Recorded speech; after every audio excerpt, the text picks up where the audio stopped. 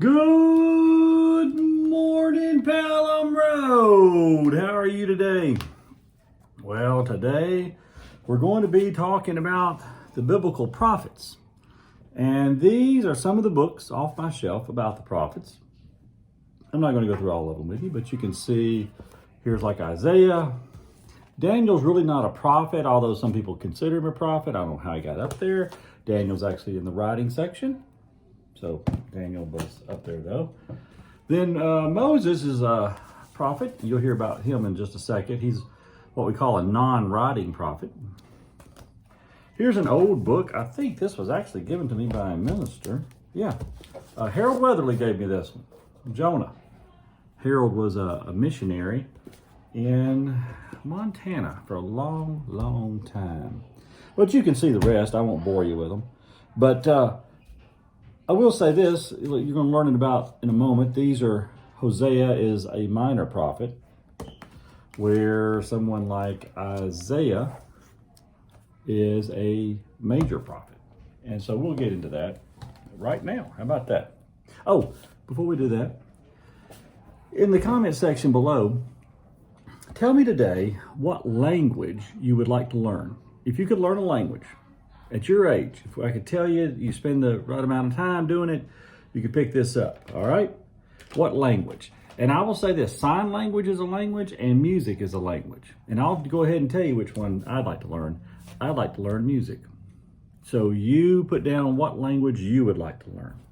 Also, if you're still looking for things to occupy your time and not always be hitting the refresh button on your computer, I recommend highly these websites. This is called openculture.com. I took a class there in digital photography, but I understand they have the guy that taught digital photography, I think was from Harvard, or he was a Harvard graduate, might have been a Harvard professor. But you can find things from archaeology to digital photography, open culture. And what I've recommended before, smarthistory.com. Smart History is a website that gives you an opportunity to learn about artwork and about sculptures all around the world without ever leaving your den. Smarthistory.com. All right. The prophetic books come in two sizes. Remember I said books. They come in two sizes, major and minor.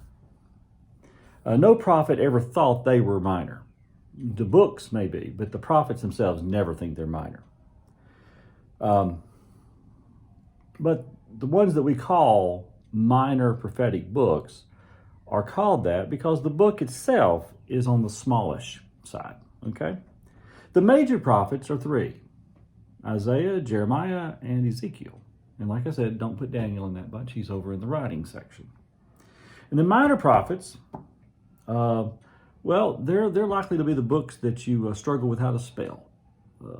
Zephaniah, Haggai. There are 12 minor prophets, including Jonah, which we just had up here a second ago, which I'm sure you could spell Jonah. The Bible also has a number of non-writing prophets. Prophets mentioned, but who do not have a book dedicated to their prophecies. And some of these are really unknown, but most of them you know: Elijah, Deborah, Moses.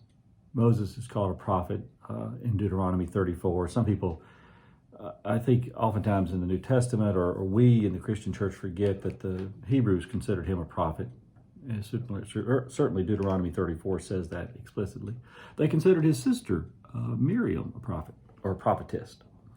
The common misunderstanding about a prophet is that they predict the future. Rarely is that the case. There is an extended lecture in Hebrew class about the classification of prophets. There is one word translated prophet that means foreteller. Okay? That would be someone who predicts. But the more common word translated prophet in the Old Testament is fourth teller. And a fourth teller speaks forth, not about the future, but about the present. It is in this way your common preacher is prophetic, or at least can be. It's why we say that Martin Luther King Jr. was a prophet, not because he predicted the future, but because he spoke boldly about injustice in his day. An overview of even the most minor prophets, if we just picked out the most minor of these prophets, an overview of that would take longer than we have this morning. But we do have time to consider a couple of questions. And the first is, why prophets? Prophets were not described in the biblical story as good or bad. They were labeled as false prophets or prophets. If prophecy was about the future, if it was about predicting tomorrow, then we could call some prophets good or bad, or right or wrong. We'd have enough evidence to be able to say, well, they prophesied that was going to happen and it never happened, so they were a bad prophet. But prophecy was more about the immediate situation in the future. So how did some of these folks get labeled as false prophets? God often called them false because the position they were advocating was a destructive position. I'm about to read you Nehemiah 6:10-13. It's the story of a false prophet. When I entered the house of Shemaiah, the son of Delilah, son of Methabal, who was confined at home, he said, "Let us meet together in the house of God, within the temple, and let us close the doors of the temple, for they are coming to kill you, and they are coming to kill you tonight." That's the prophecy from this prophet. "But I say, should a man like me flee?" That's what the writer is asking, Nehemiah. "And could one such as I go into the temple to save his life?" I'm not going into the temple. And then I, Nehemiah, perceived that surely God had not sent him. But he uttered his prophecy against me because Tobiah and Sanballat had hired him. He was hired for this reason, that I might become frightened and act accordingly and sin, so that they might have an evil report in order that they could reproach me. So how did Nehemiah spot the false prophet? He perceived it. Now we think of perceived as using our eyes. Well, that's possible. It could be that it wasn't the words that sounded false as much as the man's life sounded false. An additional question is, why do so many people listen to the false prophets? Why are they so popular, both in the Bible and today? Largely, this is because we like to hear the news we agree with. One person tells you that doing that's wrong, another person tells you that doing that's right. You make your selection on which sounds more like what you want to hear. False prophets are in search of the blindest people, the people who cannot or will not see their deeds. And the people who will be blind to their deception because you are telling them what they have believed all the time.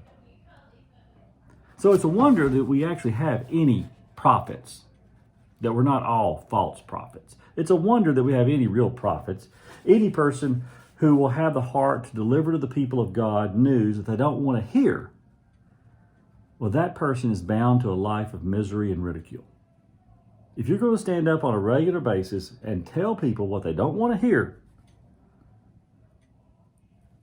then you've got a tough life in front of you.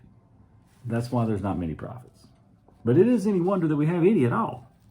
Which brings us all the way back to Moses, actually, who the Hebrews considered their finest prophet.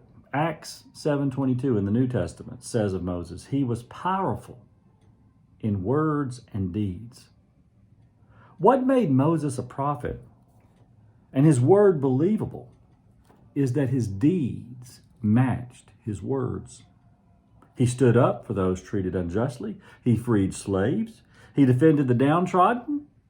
Moses told you what you did not want to hear, but his deeds matched his words.